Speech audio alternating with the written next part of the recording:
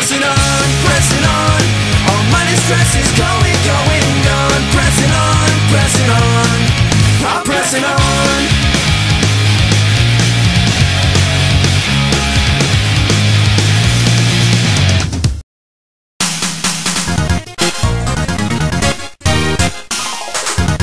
Newcomers and subscribers, lend me your ears and never let it be said that I ignore people's requests for reviews. I'm the one and only IK86, and today I'm taking a look at Dragon Ball Advanced Adventure for the Game Boy Advance. Developed by DIMS, the company responsible for the Budokai series and Burst Limit, and based upon the prequel to the immensely popular Dragon Ball Z, Dragon Ball Advanced Adventure is a graphically gorgeous side-scrolling beat-em-up that recreates the adventures of Son Goku's late childhood and early teenage years.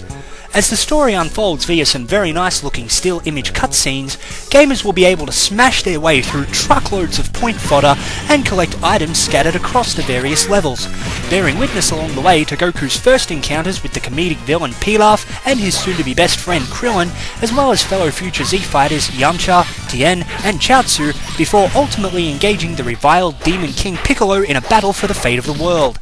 There's also a versus mode where you can challenge either the CPU or a friend across your choice of stage, and an extra mode, literally called the extra mode, that sees you replaying levels and unlocking previously unavailable secrets. As far as the controls are concerned, they work well, but I've found that certain button combinations like the one used to block attacks can glitch when you really need them. In addition to obviously using the control pad to move about, melee attacks are initiated via the B button, while the A button causes Goku to jump, allowing you to perform a downward flying kick by pressing down and B simultaneously.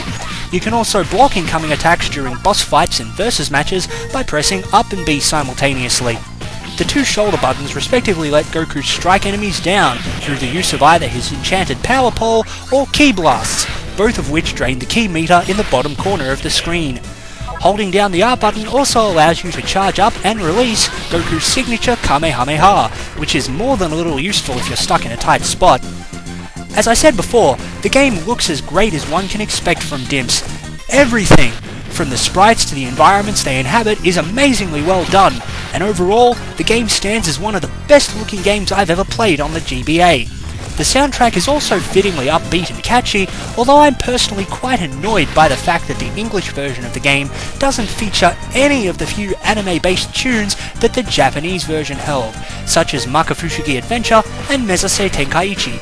Considering the fact that Funimation Productions treated their dub of the Dragon Ball anime with enough respect to create English versions of the theme songs and actually leave Mezase Tenkaichi in the series as an insert song, I thought they'd at least pass that consistency onto the games.